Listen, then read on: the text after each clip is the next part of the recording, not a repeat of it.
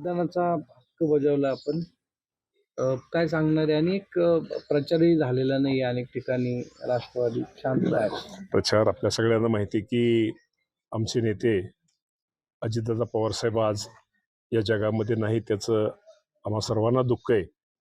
खरं त्यांच्या पाठिंब्या तर आम्हाला सर्वांना त्यांचा आशीर्वाद तर आहेच आणि होता, पूर्वीही होता, परंतु आज ते नसल्यामुळे निश्चित प्रकारे थोडं वातावरण मतदानामध्ये थोडं आहे. अजूनही दादांची आठवण, दादांच्या सगळ्या गोष्टी, दादांचं प्रत्येक निवडणुकीतलं भाषण हे प्रत्येक वेळेस इंदापूरकरांना एक वेगळ्या प्रकारची एक मेजवानी असते. परंतु आज दादांचं भाषणाविना, दादांच्या किंवा सभाविना आजची ही पहिली निवडणूक आहे. त्यामुळे साहजिक आहे थोडं मतदानामध्ये शेवटी थोडे आहेत, त्यांना दुःख सगळ्यांना आहे, पण हळूहळू संध्याकाळपर्यंत सगळे मतदार बाहेर पडतील. शेवटी हे मतदान दादांना श्रद्धांजली वाहण्यासाठी सगळेजण करणार आहेत.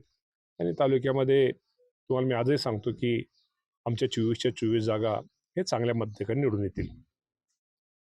ठीक आहे. सातत्यानं आरोप जे आहेत ते होत आहेत की दोन म्हणजे इतर पक्षांकडून केले जातात, दोन्ही राष्ट्रवादी एकत्र होणार नाही, विलिनीकरणासंदर्भात काही चर्चा झाल्या?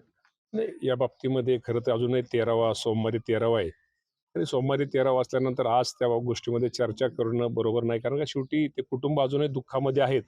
एकदा 13वा झाल्यानंतर या बाबतीमध्ये वरिष्ठ सगळे बसून एकत्र जो त्यांच्या दृष्टिकोन जे योग्य आहे त्यामुळे सर्वांना विश्वासात घेऊन योग्य तो निर्णय घेतील. पण अजून 13वा संपल्याशिवाय या बाबतीमध्ये मला वाटतं चर्चा न केलेली ह्या बाबतीमध्ये सगळ्यांनी बरी. पण राष्ट्रीय अध्यक्ष संदर्भात काही चर्चा होते का? अनेक चर्चा सुरू आहेत. या बाबतीमध्ये मी तुम्हाला हेही सांगतो की अजूनही पवार कुटुंब दुःखामध्ये आहे. 13 दिवस झाल्यानंतर या बाबतीमध्ये सविस्तर अशी सगळ्यांची चर्चा होईल.